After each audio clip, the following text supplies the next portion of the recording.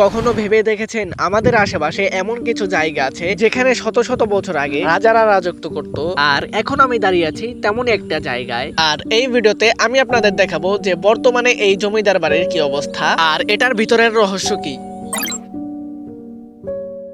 Hello guys, welcome back to another video. তো আজকে আমরা যাচ্ছি বেতিলা জমিদার বাড়ি। তো এখন বৃষ্টি পড়ছে, যেমন কি তোমরা আশেপাশে দেখতে পাচ্ছ। তো বেশি দেরি করবো না, চলো যাওয়া যায়।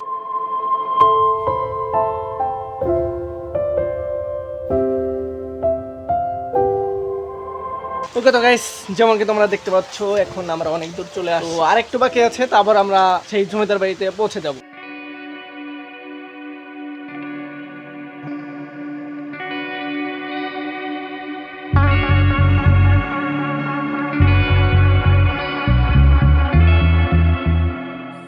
এখন প্রশ্ন হলো যে এই বাড়িটা কাদের আর কারা এই বাড়িটা নির্মাণ করে।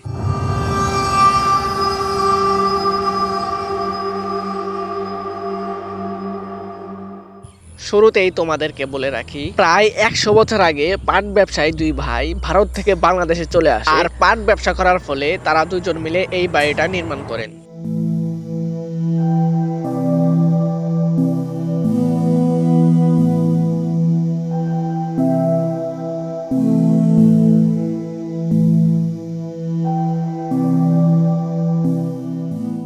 আর সময়ের সাথে সাথে বাড়ির বংশধরেরা ভারতে চলে যাওয়ার কারণে এই বাড়িটা সরকারের নিয়ন্ত্রণে চলে আসে।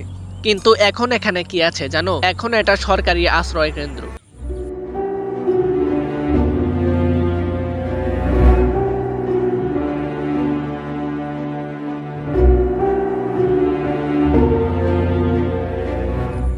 আর এই বাড়িটা দেখে মনে হচ্ছে জমিদারেরা এখানে রাজার হালে থাকতো।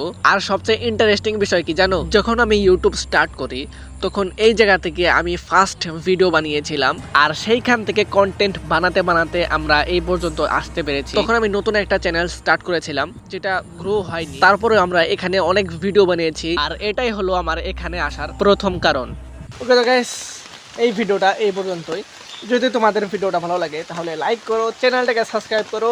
দেখা হবে নেক্সট কোনো ভিডিওতে। আল্লাহ হাফেজ।